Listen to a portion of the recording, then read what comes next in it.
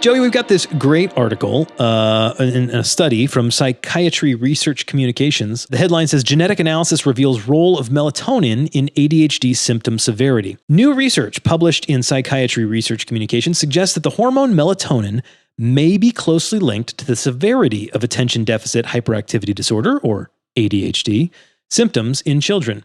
A study led by Hamamatsu University School of Medicine found that genetic variations affecting melatonin production could contribute to ADHD symptoms, particularly through disrupted sleep patterns. These findings highlight the potential benefits of healthy sleep routines in managing ADHD symptoms. You read the actual research and yes, the studies. Tell me more. So yeah, I mean, it seemed like a good study to at least look into. And I think once I did that, I even got more out of it than I thought, or more than what the headline would lead you to believe. So melatonin is the focus of the article, and it's the headline. But there's a second conclusion in the study, which involves a major inflammatory regulating cytokine. Cytokines are basically just signaling proteins. Okay. Interleukin 6. Okay. So they drew some pretty interesting conclusions and links to that as well. Again, this is a study that's looking back. You know, that it's not randomized, controlled trial, double blind, all that. So there's only so much information that you can gain. But I always think of it the way these studies are often a springboard to doing those types of studies and seeing where an intervention would come into play. But this is just evaluating data that's already out there. So they looked at, so total ends up being over 30,000. So they looked at a couple different databases, and they measured melatonin levels, okay? Directly measuring melatonin is a very difficult thing to do because it cycles as part of our circadian rhythm. Yeah, it goes up and down throughout the day. So I think they did, from a study structure standpoint, they did a pretty smart thing, and they studied metabolite. So they studied 6-hydroxymelatonin, which is excreted. So they were able to, by that metabolite, look and deduce the levels that would have been active. They tested those in the morning. So what they were able to find is a significant correlation, remember this is a correlative study, between genetic markers associated with melatonin secretion, and ADHD symptoms in children. So again, they went a few levels. It's not just the melatonin level and the metabolite level. They then drew and analyzed the genetic markers. This was a big database of information. So they took it multiple levels. Again, that's why where I said, the headline's good, but then what they actually did and what else you can garner from it, I thought was pretty impressive. Yeah. Again, they found a significant correlation, in ADHD, particularly those related to inattention. So less on the hyperactivity side of things. They found that children with ADHD symptoms are more prone to circadian rhythm disturbances that they got, by analyzing their melatonin levels. Right. Okay. And, ADD is an outdated term. We use ADHD now, but this is a spectrum that we're looking at. We're looking at really a set of symptoms. Some people are undiagnosed, but still have some of these symptoms. So I think there's value kind of for anybody who has any of these types of symptoms. But the symptoms related to focusing difficulties, forgetfulness, easily distracted, more so versus the restlessness or excess energy or impulsivity. They found that within those subtypes, which are again predominantly inattentive, predominantly hyperactive or impulsive, or a combination, they found that the inattentive impact of melatonin secretion had more correlation between the symptomology and the levels. Okay. We've known for a long time that ADHD is associated with low levels of dopamine and norepinephrine in the frontal cortex of the brain. Okay. Yes. Yep. So that is why stimulants work, because stimulants, they increase particularly both dopamine and norepinephrine, but especially norepinephrine. They increase those, so they kind of fix that imbalance. Okay.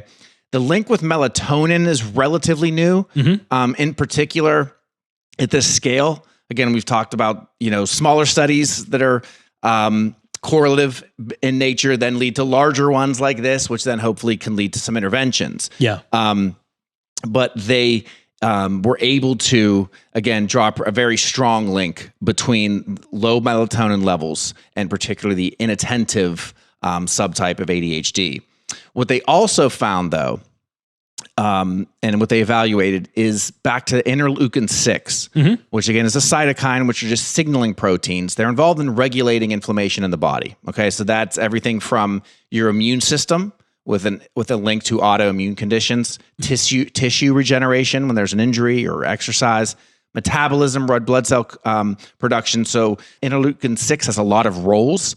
They've even found elevated levels increased risk of cancer, cardiovascular disease, diabetes, neurological conditions, ADHD, of course, but also anxiety and depression. So we know that elevated levels are associated with those conditions.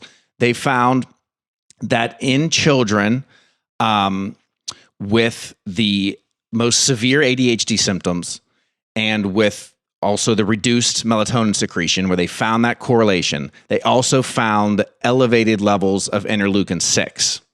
Okay, so they began to take a look at what the role of interleukin 6 is in melatonin secretion, and a lot of it is a big kind of cycle. Chicken or egg, right? Sure. So you've got some ADHD symptoms. Maybe you're not sleeping well because of those, because you're secreting low melatonin, but then you're not sleeping well, so those symptoms are exacerbated. So anytime we talk about ADHD, and I think we often, try to link that there's not one solution to these problems. It's not like, well, Yes. you know what? I tried this, I tried that, but melatonin now is my answer. It's really about you're piecing together a realistic puzzle to hopefully get some long-term benefits. Yeah.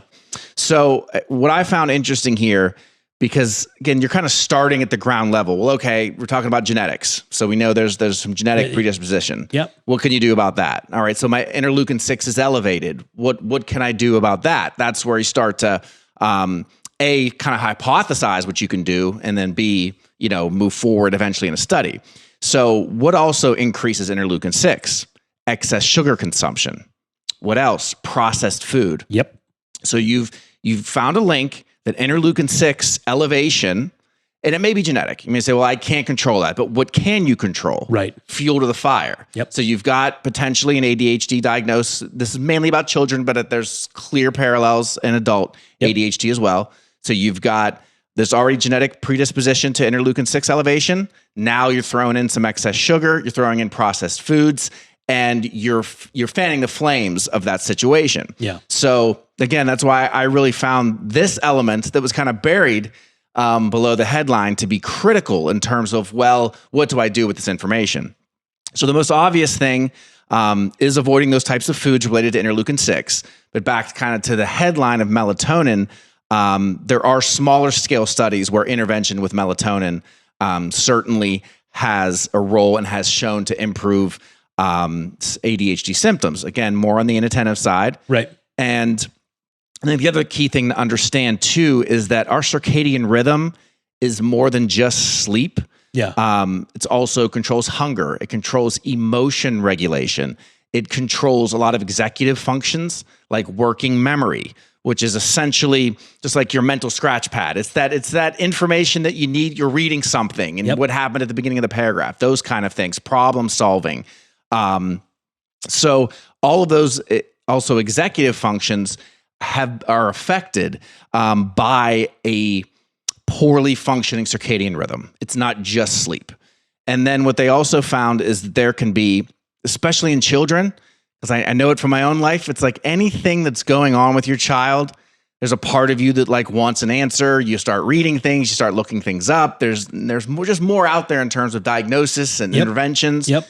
And sleep, just going back to sleep, like even if it's not pure ADHD, they found an overdiagnosis of ADHD in people, in children who go to bed very late, who have screens on very late. Because what's critical to kind of allow the body to go into melatonin production, for the pineal gland to go into melatonin production, has to do with light. It's a very, very physical, visceral situation where having those screens, especially the intensity of the screens that we have, TVs, phones right in your face. So you end up really delaying the ability of the child who already probably doesn't have the ability maybe to kind of unwind without, I know in my life, without the screen. That's what we think is unwinding them. But if it's a bedtime thing, it's setting them up for even just symptomology, even if it's not an official diagnosis, let alone if the actual genetic issues and if a diagnosis is warranted, you're again fanning the flames. Yep. Screens till 9, 10 o'clock potentially, sugar during the day. Yep. Processed foods during the day, and now look, yes, it's genes, I can't do anything about it. Or it's just melatonin. No, it's this whole kind of paradigm of where interleukin-6 is involved in your circadian rhythm and the secretion of melatonin, which may be functioning fine, may not be, but then the screens throw a wrench into things. And I think too, like just to kind of to tie in some of this is, our genes are obviously critical in determining. But what we kind of forget is that our genes aren't just circulating in our blood, doing all these different activities. Genes have their effect ultimately via some middleman in your body, via some mechanism in the middle. And what they've again found is whether it's a neurotransmitter, which is the most obvious one, such as in ADHD, you've got depleted and decreased levels of dopamine and norepinephrine, but the cytokines as well. So you may have this genetic predisposition may just lead your cytokines to function a certain way. Okay. So it's critical to understand. So what goes on at the genetic level? How does it manifest in a child that's not paying attention during the day? There are steps along the way. Some of them just again have to do with the cytokine release. Then the environmental factors come in with, am I helping to decrease these or am I increasing this expression? Right. Yeah, and I think what was good about the study, in addition to all the other things we've mentioned, is in adults. So now we're taking it kind of lifelong. They did a large study of adults with ADHD. They found that 60% of these individuals reported some type of sleep disorder.